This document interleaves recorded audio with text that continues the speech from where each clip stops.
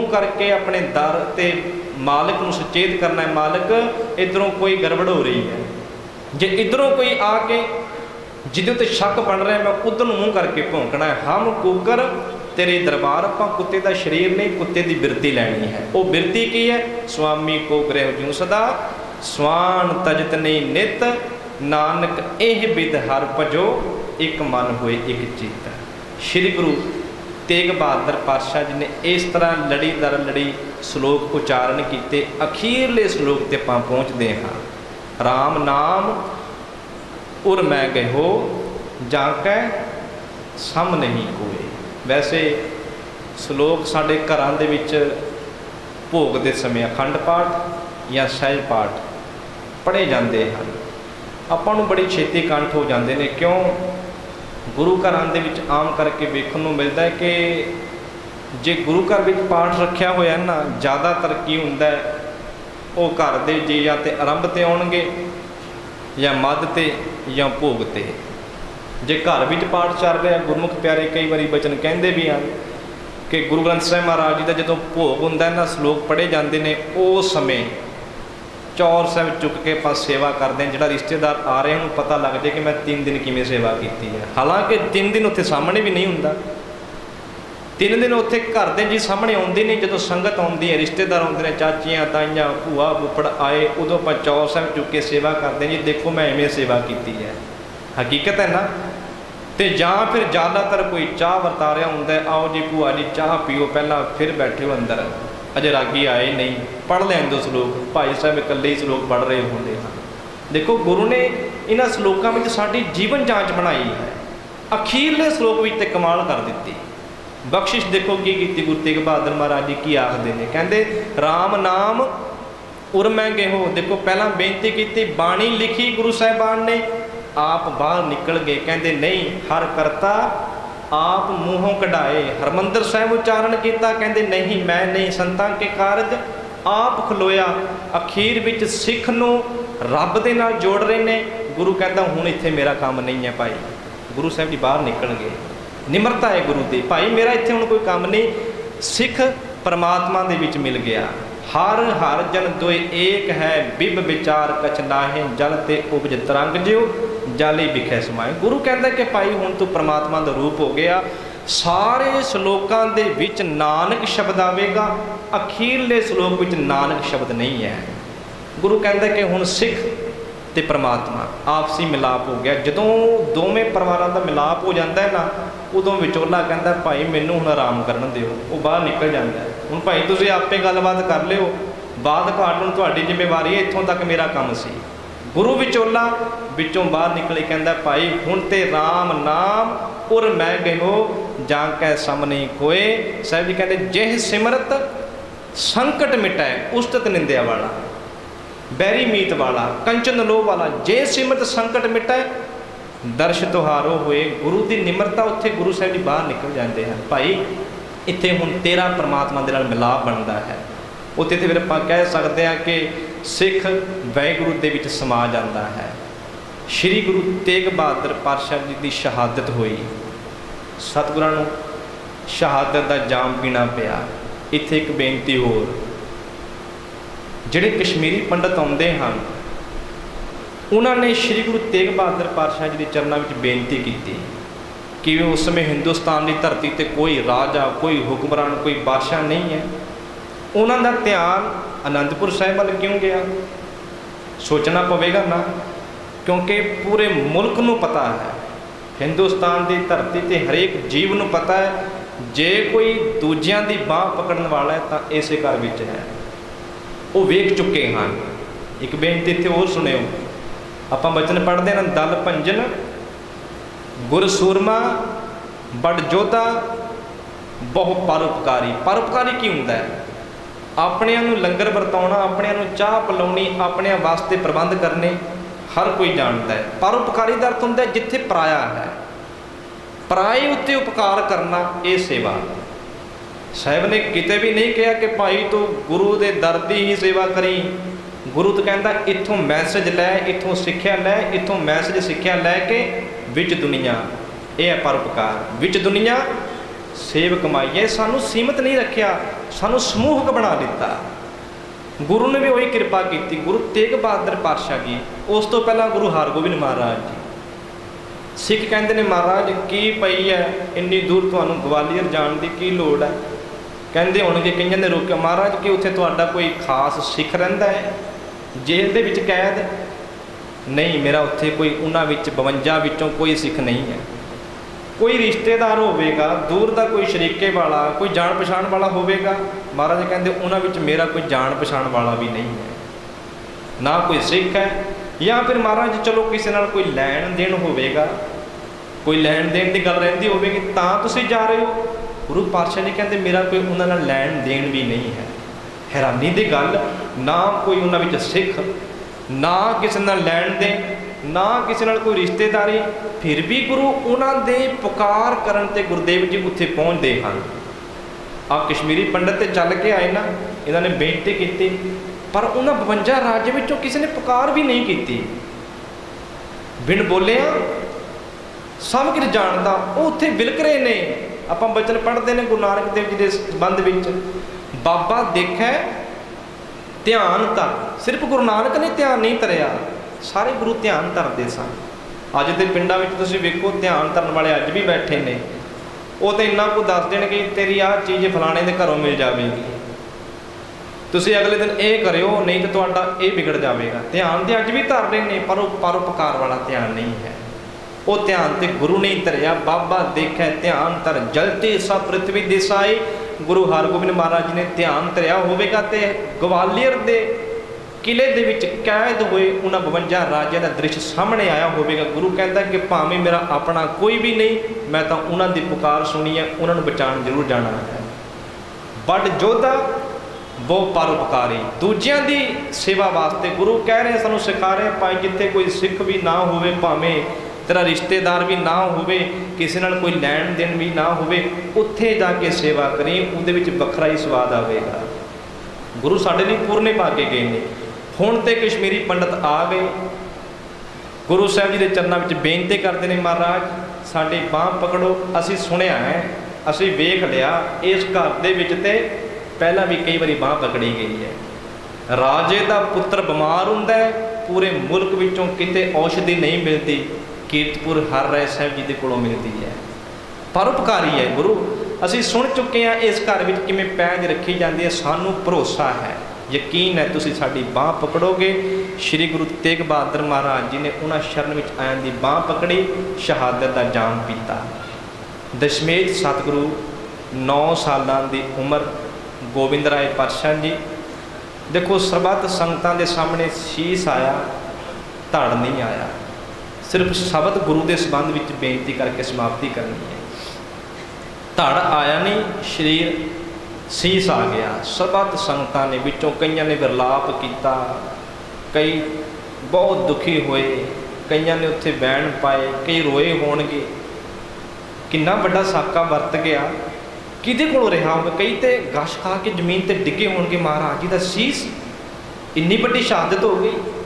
ਪਰ ਗੁਰੂ ਗੋਬਿੰਦ ਰਾਏ ਪਾਤਸ਼ਾਹ ਜੀ ਕਹਿ ਰਹੇ ਸਨ, ਜੋ ਨਰ ਦੁੱਖ ਮੈਂ ਦੁੱਖ ਨਹੀਂ ਮਾਨੈ, ਸੁਖ ਸਨੇ ਅਰ ਭੈ ਨਹੀਂ ਜਾਗੈ। ਤੁਹਾਡਾ ਗੁਰੂ ਤੇ ਤੁਹਾਨੂੰ ਭਾਈ ਇਹ ਕਹਿ ਕੇ ਗਿਆ, ਦੁੱਖ ਹੁੰਦਿਆਂ ਹੋਏ ਵੀ ਦੁੱਖ ਨਹੀਂ ਮੰਨਣਾ। ਸਿਰਫ ਬਾਲਾ ਪ੍ਰੀਤਮ ਜੀ ਉਸ ਸਮੇਂ ਦੁੱਖ ਤੋਂ ਰਹਿਤ, ਕੋਈ ਅੰਦਰ ਗਿਲਾ ਸ਼ਿਕਵਾ ਨਹੀਂ ਹੈ, ਕੋਈ ਕਿਸੇ ਨਾਲ ਲਾਂਭਾ ਨਹੀਂ ਹੈ, ਕੋਈ ਸ਼ਿਕਾਇਤ ਨਹੀਂ ਹੈ।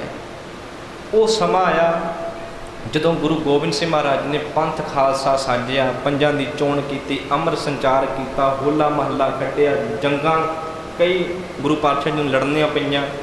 14 ਜੰਗਾਂ ਲੜੀਆਂ। 14 ਜੰਗਾਂ ਦੇ ਵਿੱਚ ਕੋਈ ਐਸੀ ਜੰਗ ਨਹੀਂ ਜਿਹੜੀ ਪਰਿਵਾਰ ਘਰ ਵਾਸਤੇ ਜਾਂ ਨਿੱਜੀ ਕੋਈ ਜਾਇਦਾਦ ਵਾਸਤੇ ਹੋਵੇਗੀ। ਜੇ ਘਰ ਵਾਸਤੇ ਲੜਾਈ ਹੁੰਦੀ ਤਾਂ ਅਨੰਦਪੁਰ ਸਾਹਿਬ ਦੀ ਧਰਤੀ ਗੁਰੂ ਗੋਬਿੰਦ ਸਿੰਘ ਮਹਾਰਾਜ ਜੀ ਕਦੇ ਨਾ ਛੱਡਦੇ। ਗੁਰਮੁਖੋ ਸੋਚਣ ਵਾਲੀ, ਵਿਚਾਰਨ ਵਾਲੀ ਗੱਲ ਹੈ। ਗੁਰੂ ਗੋਬਿੰਦ ਸਿੰਘ ਮਹਾਰਾਜ ਜੀ ਨੂੰ ਜੇ ਘਰ ਪਿਆਰਾ ਹੁੰਦਾ ਨਾ ਤਾਂ ਸਿੱਖਾਂ ਨੂੰ ਕਹਿ ਦਿੰਦੇ, ਸਿੰਘੋ ਮਰ ਜਾਓ ਭਾਵੇਂ, ਪਰ ਅਨੰਦਪੁਰ ਸਾਹਿਬ ਮੇਰੇ ਬਾਪੂ ਦੀ ਧਰਤੀ ਨੂੰ ਛੱਡਣਾ ਨਹੀਂ ਹੈ। ਕਹਿ ਸਕਦੇ ਸਨ। ਜ਼ਾਲਮ ਪਹੁੰਚ ਵੀ ਨਹੀਂ ਸਕਦਾ ਅੰਦਰ, ਗੁਰੂ ਵਿੱਚ ਸਮਰੱਥਾ ਹੈ, ਪਰ ਗੁਰੂ ਦੀ ਲੜਾਈ ਤੇ ਘਰ ਵਾਸਤੇ ਨਹੀਂ। ਮੇਰਾ ਖਾਲਸਾ ਪੰਥ ਮੇਰੇ ਨਾਲ ਹੈ, ਇਹ ਮੇਰਾ ਪਰਿਵਾਰ ਹੈ। कोई गल नहीं, आनंदपुर नूं छड्ड दिता जावे। उत्थों रवाना होए। जिस दिन गुरु गोबिंद सिंह महाराज जी ने आनंदपुर छड्डिया, परत के कदे भी बाकी दे जिहड़े रहिंदे साल हन आनंदपुर आ नहीं सके। पता सी गुरु नूं, पर छड्ड दिता। घर दी ते लड़ाई है ही नहीं कि परिवार दी बच्चियां करके लड़ाई है या कोई होर महिला करके लड़ाई है, नहीं। परिवार माता गुजरी जी, छोटे साहिबजादे वो भी वख हो चुके हैं, ਵੱਡੇ ਸਾਹਿਬਜ਼ਾਦੇ नाल ਹਨ। महल गुरु साहब जी के भाई मनी सिंह होरे गुरमुखां दे नाल दिल्ली नूं रवाना हो चुके सन। जे परिवार की लड़ाई होंदी तां गुरु के सिखां नूं गुरु पातशाह जी हुक्म करते, भाई परिवार नूं सेफ रखियो, बचा के रखियो, सुरक्षा बनाउणी है।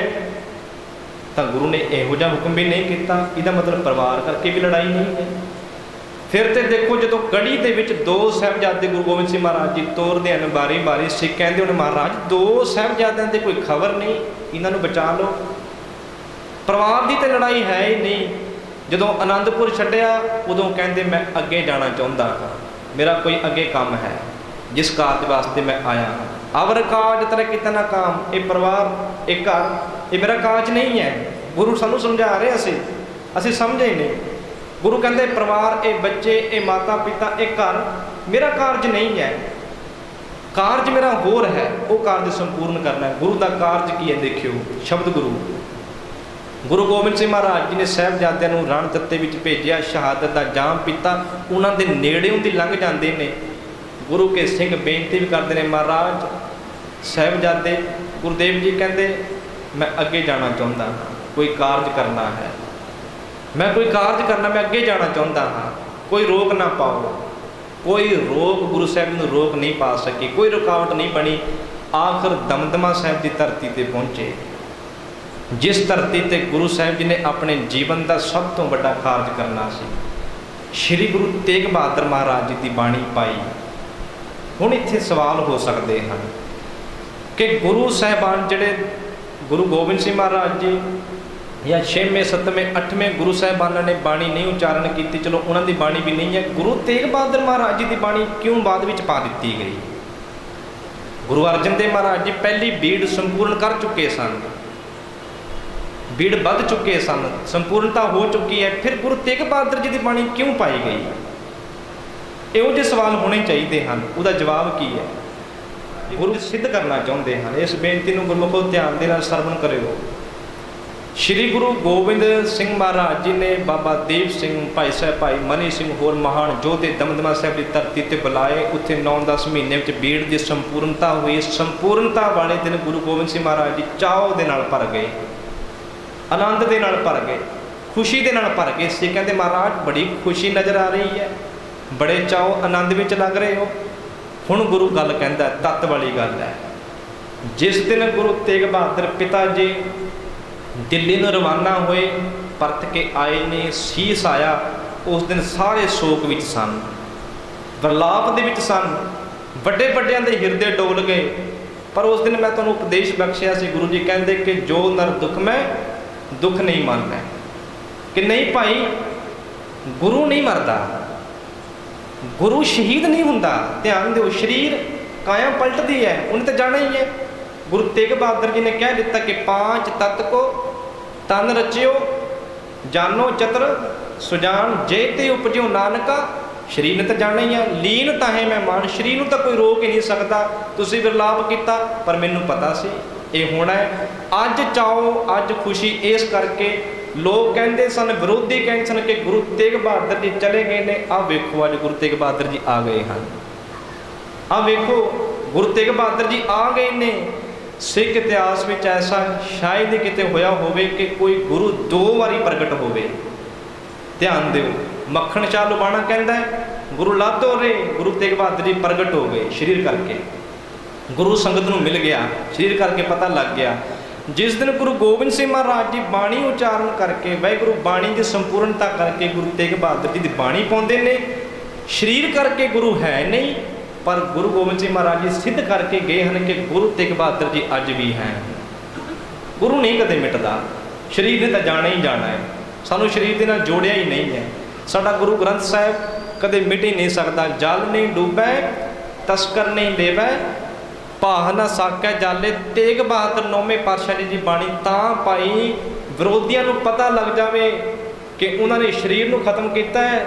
ਗੁਰੂ ਤੇਗ ਬਹਾਦਰ ਗੁਰੂ ਨਾਨਕ ਦੀ ਜੋਤ ਸ਼ਬਦ ਗੁਰੂ ਨੂੰ ਨਹੀਂ ਖਤਮ ਕੀਤਾ। ਭੁਲੇਖਾ ਸਾਹਿਬ ਜੀ ਨੇ ਦੂਰ ਕਰ ਦਿੱਤਾ।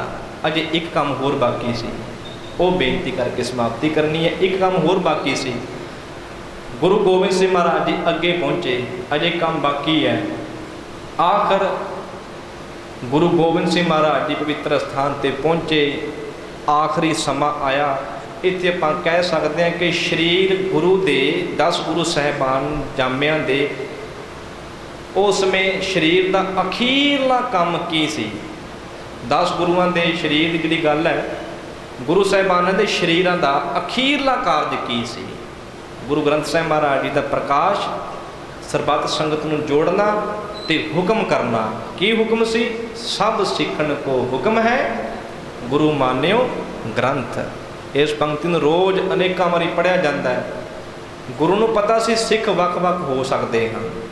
ਹੋ ਗਏ ਨਾ ਸਿੱਖ ਵੱਖ-ਵੱਖ, ਕੋਈ ਕਿੱਧਰ, ਕੋਈ ਕਿਸ ਡੇਰੇ, ਕੋਈ ਕਿਸ ਥਾਂ ਤੇ, ਕੋਈ ਕਿਹਨੂੰ ਗੁਰੂ ਮੰਨੀ ਬੈਠਾ, ਕੋਈ ਕਿੱਧਰ। ਸਿੱਖ ਹੋ ਕੇ ਥਾਂ ਤੇ ਜਾ ਰਿਹਾ ਸੀ ਤੇ ਗੁਰੂ ਨੂੰ ਪਤਾ ਸੀ ਸਿੱਖ ਜਾ ਸਕਦੇ ਨੇ। ਪਰ ਗੁਰੂ ਕਹਿੰਦਾ ਭਾਈ ਕਿਤੇ ਮਰਜ਼ੀ ਕੋਈ ਜਾਵੇ, ਪਰ ਸਿੱਖਾਂ ਨੂੰ ਹੁਕਮ ਹੈ ਗੁਰੂ ਮਾਨਿਓ ਗ੍ਰੰਥ। ਗੁਰੂ ਨੂੰ ਗ੍ਰੰਥ ਕਰਕੇ ਤੇ ਗ੍ਰੰਥ ਨੂੰ ਗੁਰੂ ਕਰਕੇ ਜਾਣਨਾ ਹੈ। ਗੁਰੂ ਗੋਬਿੰਦ ਸਿੰਘ ਮਹਾਰਾਜ ਜੀ ਇਹ ਸਿੱਧ ਕਰ ਰਹੇ ਸਨ। ਸਭ ਸਿੱਖਣ ਕੋ ਹੁਕਮ ਹੈ, ਗੁਰੂ ਮਾਨਿਓ ਗ੍ਰੰਥ। ਹੁਣ ਗੁਰੂ ਗੋਬਿੰਦ ਸਿੰਘ ਮਹਾਰਾਜ ਜੀ ਆਖਦੇ ਨੇ ਹੁਣ ਮੈਨੂੰ ਆਗਿਆ ਦਿਓ। ਸਿੱਖ ਨੂੰ ਗੁਰੂ ਨਾਲ ਮਿਲਾ ਦਿੱਤਾ ਨਾ, ਸਿੱਖ ਨੂੰ ਗੁਰੂ ਨਾਲ ਮੁਕੰਮਲ ਕਰਵਾ ਦਿੱਤਾ ਹੁਣ ਮਿਲਾ ਕੇ। ਹੁਣ ਗੁਰੂ ਕਹਿੰਦਾ ਮੈਨੂੰ ਆਗਿਆ ਦਿਓ, ਮੇਰਾ ਕਾਰਜ ਸੰਪੂਰਨ ਹੋ ਗਿਆ। ਜੋ ਸਾਡੇ ਸਰੀਰ ਦਾ ਧਾਰਨ ਕਰਨ ਦਾ ਮਕਸਦ ਹੈ ਉਹ ਇਹ ਕਿ ਅਵਰ ਕਾਜ ਤੇਰਾ ਕਿਤੇ ਨਾ ਕਾਮ, ਮਿਲ ਸਾਧ ਸੰਗਤ ਭਜ ਕੇਵਲ ਨਾਮ। ਅਸੀਂ ਗੁਰੂ ਦੀ ਬਾਣੀ ਪੜ੍ਹ ਸਕੀਏ, ਗੁਰੂ ਦੀ ਬਾਣੀ ਦਾ ਪ੍ਰਚਾਰ ਕਰ ਸਕੀਏ। ਆ ਦੇਖੋ ਇੱਕ ਬੇਨਤੀ ਅਖੀਰ ਵਿੱਚ ਹੋਰ ਕਰਨੀ ਹੈ, ਸਮਾਂ ਹੋ ਚੁੱਕਾ ਹੈ। ਵੈਸੇ ਆ ਭਾਦੋਂ ਦਾ ਮਹੀਨਾ ਆਰੰਭ ਹੋਇਆ, ਆਪ ਜੀ ਨੂੰ ਪਤਾ ਹੈ, ਕਥਾ ਵਿਚਾਰ ਆਪ ਜੀ ਨੇ ਸੁਣਿਆ ਹੁਣ ਸ਼ਾਇਦ। ਭਾਦੋਂ ਦਾ ਮਹੀਨਾ 12 ਮਾਹ ਦੀ ਬਾਣੀ ਵਿੱਚ ਸਭ ਤੋਂ ਭਿਅੰਕਰ ਮਹੀਨਾ ਹੈ, ਸਭ ਤੋਂ ਭਿਆਨਕ ਮਹੀਨਾ ਹੈ। ਉਹ ਕਿਉਂ? ਜੇਠ ਹਾੜ ਦੀ ਗਰਮੀ ਲੰਘ ਚੁੱਕੀ, ਮੀਂਹ ਵੀ ਪੈ ਚੁੱਕੇ ਹਨ। ਹੁਣ ਸੂਰਜ ਵੀ ਬਹੁਤਾ ਤੇਜ਼ ਨਹੀਂ ਹੈ, ਮੱਧਮ ਹੈ ਧੁੱਪ, ਪਰ ਗਰਮੀ ਫਿਰ ਵੀ ਹੈ। ਪੱਖਿਆਂ ਦੇ ਹੇਠਾਂ ਬੈਠੇ ਹੋਏ, ਕੂਲਰਾਂ ਦੇ ਅੱਗੇ ਬੈਠੇ ਹੋਏ, ਗਰਮੀ ਫਿਰ ਵੀ ਹੈ। ਭਾਦੋਂ ਹੈ, ਭਰਮ ਹੈ। ਬੰਦਾ ਕਹਿੰਦਾ ਨਹੀਂ ਮੈਂ ਤਾਂ ਇਸ਼ਨਾਨ ਕਰ ਲਿਆ, ਧੁੱਪ ਨਹੀਂ ਹੈ, ਪੱਖੇ ਹੇਠਾਂ ਬੈਠਾ ਹਾਂ, ਪਰ ਫਿਰ ਵੀ ਗਰਮੀ ਆ ਗਈ। ਭਰਮ ਬਣ ਗਿਆ ਨਾ। ਉਹਦਾ ਭਾਵ ਇਹ ਹੈ ਕਿ ਜਿਹੜੀ ਜੇਠ ਹਾੜ ਵਿੱਚ ਪਹਿਲਾਂ ਗਰਮੀ ਪਈ ਸੀ ਉਹ ਧਰਤੀ ਵਿੱਚ ਸਮਾ ਜਾਂਦੀ ਹੈ। ਹੁਣ ਬਾਹਰੋਂ ਗਰਮੀ ਨਹੀਂ ਹੈ, ਅੰਦਰੋਂ ਧਰਤੀ ਵਿੱਚੋਂ, ਕਮਰਿਆਂ ਵਿੱਚੋਂ ਹੁਮਸ ਪੜਤਾ ਹੈ, ਨਿਕਲ ਰਹੀ ਹੈ। ਇਹ ਗਰਮੀ ਸਾਨੂੰ ਸਤਾ ਰਹੀ ਹੈ, ਬਾਹਰ ਦੀ ਗਰਮੀ ਨਹੀਂ ਹੈ। ਇਉਂ ਕਹਿ ਸਕਦੇ ਹਾਂ ਸਿੱਖੋ ਕਿ ਸਾਡੇ ਪੰਥ ਉੱਤੇ ਭਾਦੋਂ ਛਾ ਗਈ। ਭਾਦੋਂ ਦਾ ਮਹੀਨਾ, ਭਰਮ ਦਾ ਮਹੀਨਾ।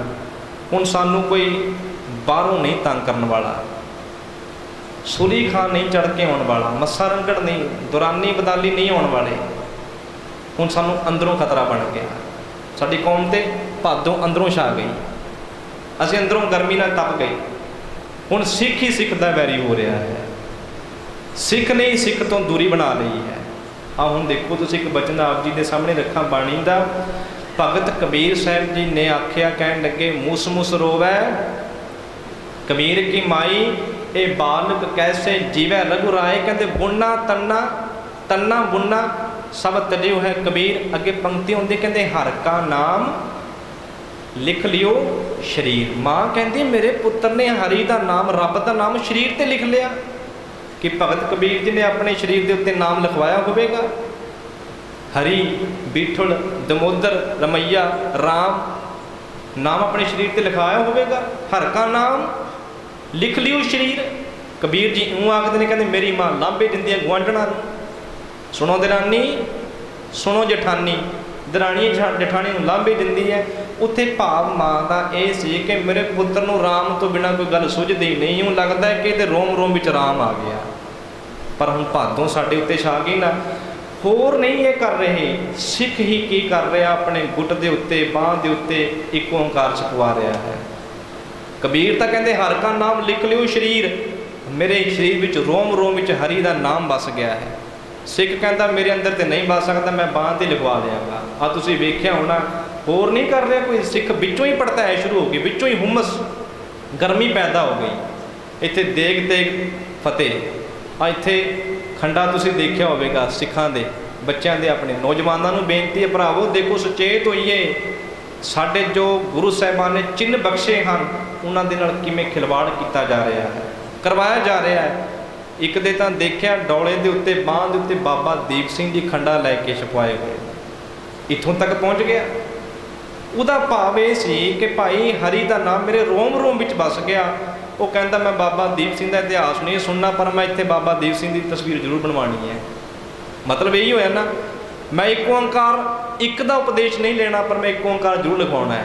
ਦੇਗ ਤੇਗ ਫਤਿਹ ਸਾਡੇ ਘਰ ਵਿੱਚ ਹੋਵੇ ਨਾ ਹੋਵੇ, ਪਰ ਮੈਂ ਦੇਗ ਤੇਗ ਫਤਿਹ ਲਿਖਵਾਉਣਾ ਜ਼ਰੂਰ ਹੈ। ਖੰਡਾ ਮੈਨੂੰ ਪਤਾ ਨਹੀਂ ਕੀ ਮੈਸੇਜ ਦੇ ਰਿਹਾ, ਪਰ ਮੈਂ ਇੱਥੇ ਜ਼ਰੂਰ ਛਪਵਾਉਣਾ ਹੈ। ਉਹ ਸਾਡੇ ਚਿੰਨ੍ਹ ਬਣਵਾਉਣੇ ਸ਼ੁਰੂ ਕਰ ਦਿੱਤੇ, ਅਸਲੀ ਪਿੱਛੇ ਮੈਸੇਜ ਭੁੱਲ ਗਏ ਹਾਂ। ਇਹ ਹੈ ਭਾਦੋਂ ਦਾ ਮਹੀਨਾ, ਸਾਡੇ ਪੰਥ ਉੱਤੇ ਭਾਦੋਂ ਛਾ ਗਈ। ਤੇ ਗੁਰੂ ਅਰਜਨ ਦੇਵ ਪਾਤਸ਼ਾਹ ਜੀ ਸਾਫ਼ ਕਹਿ ਰਹੇ ਹਨ, ਪਾਤਸ਼ਾਹ ਜੀ ਗੁਰਦੇਵ ਬਚਨ ਬਖਸ਼ਦੇ ਨੇ ਕਿ ਲੱਖ ਸ਼ਿੰਗਾਰ ਬਣਾਇਆ ਕਾਰਜ ਨਹੀਂ ਕੀ। ਭਾਈ ਜਿੰਨੇ ਮਰਜੀ ਉਹਦੇ ਸ਼ਿੰਗਾਰ ਕਰ, ਕਿਸੇ ਲੇਖੇ ਨਹੀਂ ਚੜਨਗੇ। ਬਾਣੀ ਨੂੰ ਅੰਦਰ ਵਸਾ। ਇਹ ਬਾਣੀ ਜੋ ਜਿਉਂ ਜਾਣੈ ਤਿਸ ਅੰਤਰ ਰਵੈ ਹਰ ਨਾਮਾ। ਗੁਰੂ ਅਮਰਦਾਸ ਜੀ ਕਹਿੰਦੇ, ਆਵੋ ਸਿੱਖ ਸਤਿਗੁਰੂ ਕੇ ਪਿਆਰਿਓ ਗਾਵੋ ਸੱਚੀ ਬਾਣੀ, ਬਾਣੀ ਤਾਂ ਗਾਵੋ ਗੁਰੂ ਕੇਰੀ ਬਾਣੀਆਂ ਸਿਰ ਬਾਣੀ। ਜਿਨ ਕੋ ਨਦਰ ਕਰਮ ਹੋਵੇ, ਬਾਹਰ ਨਹੀਂ ਕਿਹਾ, ਹਿਰਦੈ ਤਿਨਾ ਸਮਾਣੀ। ਸਾਹਿਬ ਜੀ ਕਹਿੰਦੇ ਜਲਨ ਬੁਝੀ ਸ਼ੀਤਲ ਹੋਏ ਮਨੁਆ, ਸਰੀਰ ਦੀ ਗੱਲ ਨਹੀਂ, ਜਲਨ ਬੁਝੀ ਸ਼ੀਤਲ ਹੋਏ ਮਨੁਆ। ਗੁਰਦੇਵ ਜੀ ਕਹਿੰਦੇ ਕਿ ਮਾਲਕ ਦੇ ਦਰਸ਼ਨ ਹੋ ਗਏ, ਅੰਮ੍ਰਿਤ ਬਾਣੀ ਹਰ ਹਰ ਤੇਰੀ, ਸੁਣ ਸੁਣ ਹੋਵੇ ਪਰਮਗਤ ਮੇਰੀ। ਜਲਨ ਬੁਝੀ ਸ਼ੀਤਲ ਹੋਏ ਮਨੁਆ, ਸਤਿਗੁਰ ਕਾ ਦਰਸ਼ਨ ਪਾਏ ਜਿਉ। ਸਿੱਖ ਨੂੰ ਅਧੂਰਾ ਨਹੀਂ ਰੱਖਿਆ। ਗੁਰੂ ਪਾਤਸ਼ਾਹ ਜੀ ਨੇ ਆਪਣੇ ਹੁੰਦਿਆਂ ਹੋਇਆਂ ਬਾਣੀ ਦੀ ਪੂਰੀ ਨਿਗਰਾਨੀ ਕੀਤੀ। ਬਾਣੀ ਵਿੱਚ ਕਦੇ ਕੋਈ ਰਲਾ ਨਹੀਂ ਪਾ ਸਕਿਆ। ਇਤਿਹਾਸ ਨੂੰ ਸਾਂਭਣਾ ਸਾਡੀ ਡਿਊਟੀ ਬਣਦੀ ਸੀ, ਉਸ ਪੱਖੋਂ ਅਸੀਂ ਅਵੇਸਲੇ ਰਹਿ ਗਏ। ਵੱਖ-ਵੱਖ ਤਰ੍ਹਾਂ ਦੇ ਨਾਲ ਚਿੰਨ੍ਹ ਬਣਾਏ ਜਾ ਰਹੇ ਹਨ, ਟੈਟੂ ਬਣਾਏ ਜਾ ਰਹੇ ਹਨ। ਉਹ ਤੋਂ ਆਪਾਂ ਥੋੜ੍ਹਾ ਜਿਹਾ ਦੂਜਿਆਂ ਨੂੰ ਸਮਝਾਈਏ, ਆਪ ਸਮਝੀਏ, ਭਾਈ ਇਹ ਸ਼ਿੰਗਾਰ ਨਾ ਕਰੀਏ। ਇਹਨਾਂ ਸ਼ਿੰਗਾਰਾਂ ਦੇ ਨਾਲ ਕੋਈ ਬਹੁਤੀ ਸਮਝਦਾਰੀ ਨਹੀਂ ਹੋਵੇਗੀ। ਗੁਰੂ ਦੀ ਬਾਣੀ ਨੂੰ ਆਪਾਂ ਘਰ ਘਰ ਪਹੁੰਚਾ ਸਕੀਏ। ਜਿਹੜੇ ਸਿੱਖ ਪੁਰਾਤਨ ਸਮੇਂ 'ਚ ਘਰੋਂ ਤਿਆਰ ਹੋਏ, ਘਰ ਘਰ ਅੰਦਰ ਧਰਮਸਾਲ ਹੋਵੇ ਕੀਰਤਨ ਸਦਾ ਵਸੋਆ। ਇਸ ਬਾਣੀ ਨੂੰ ਆਪਾਂ ਇੱਥੋਂ ਸਮਝ ਕੇ ਪੜ੍ਹ ਕੇ ਆਪਣੇ ਘਰਾਂ ਵਿੱਚ ਲਿਜਾ ਸਕੀਏ, ਜਿਹਦੇ ਨਾਲ ਸਾਡਾ ਇਹ ਲੋਕ ਸੁਖੀਏ ਪਰਲੋਕ ਸੁਹੇਲੇ, ਨਾਨਕ ਹਰ ਪ੍ਰਭ ਆਪੇ ਮੇਲੇ ਹੋ ਸਕੇ। ਗੁਰੂ ਪਾਤਸ਼ਾਹ ਜੀ ਕਿਰਪਾ ਕਰਨ, ਬਖਸ਼ਿਸ਼ ਕਰਨ। ਜੋ ਪਿੱਛੇ ਕਈ ਦਿਨਾਂ ਤੋਂ ਆਪ ਸਮਾਗਮਾਂ ਦੇ ਵਿੱਚ ਹਾਜ਼ਰੀ ਭਰ ਰਹੇ ਹੋ, ਇੱਥੋਂ ਦਾ ਪੜ੍ਹਿਆ ਵਿਚਾਰਿਆ ਗਾਇਆ ਸੁਣਿਆ ਸਾਡੇ ਹਿਰਦਿਆਂ ਵਿੱਚ ਵਸ ਸਕੇ, ਤਾਂ ਕਿ ਸਾਡੀ ਇਹ ਸਮੁੱਚੀ ਕਾਲਣਾ ਗੁਰੂ ਦਰ 'ਤੇ ਪ੍ਰਵਾਨ ਹੋ ਸਕੇ। ਆਪ ਸਮੂਹ ਇਲਾਕਾ ਨਿਵਾਸੀ ਸੰਗਤਾਂ ਦਾ, ਇੱਥੋਂ ਦੇ ਸੂਝਵਾਨ ਸੁਚੇਤ ਮਨਾਂ ਵਾਲੇ ਪ੍ਰਬੰਧਕ ਵੀਰਾਂ ਦਾ ਬਹੁਤ ਬਹੁਤ ਧੰਨਵਾਦ। ਦਾਸ ਨੂੰ ਇਸ ਸਥਾਨ ਦੀ ਸੇਵਾ ਦਾ ਮੌਕਾ ਬਖਸ਼ਿਸ਼ ਕੀਤਾ ਹੈ। ਗੁਰੂ ਇਸੇ ਤਰ੍ਹਾਂ ਕਿਰਪਾ ਕਰਨ, ਅਸੀਂ ਸ਼ਬਦ ਗੁਰੂ ਦੀ ਅਗਵਾਈ ਵਿੱਚ ਆਪਣੇ ਜੀਵਨ ਨੂੰ ਢਾਲਣ ਦੀ ਕੋਸ਼ਿਸ਼ ਕਰੀਏ, ਜੀਵਨ ਨੂੰ ਸੁਧਾਰਨ ਦੀ ਕੋਸ਼ਿਸ਼ ਕਰੀਏ। ਆਪ ਸਾਰੀਆਂ ਸੰਗਤਾਂ ਦਾ ਤਹਿ ਦਿਲੋਂ ਬਹੁਤ ਬਹੁਤ ਧੰਨਵਾਦ। ਬੜੇ ਪਿਆਰ ਦੇ ਨਾਲ ਸੁਣਿਆ ਹੈ। ਇਸੇ ਤਰ੍ਹਾਂ ਸਤਿਗੁਰੂ ਸਾਡੀ ਬਿਰਤੀ ਬਣਾਈ ਰੱਖਣ। ਕਰੋ ਕਿਰਪਾ, ਬੇਅੰਤ ਹੋਈਆਂ ਭੁੱਲਾਂ ਦੀ ਮੁਆਫੀ ਬਖਸ਼ਦਿਆਂ ਗੁਰੂ ਬਖਸ਼ੀ ਪਾਵਨ ਫਤਿਹ ਪ੍ਰਵਾਨ ਕਰੋ ਜੀ। ਵਾਹਿਗੁਰੂ ਜੀ ਕਾ ਖਾਲਸਾ, ਵਾਹਿਗੁਰੂ ਜੀ ਕੀ ਫਤਿਹ।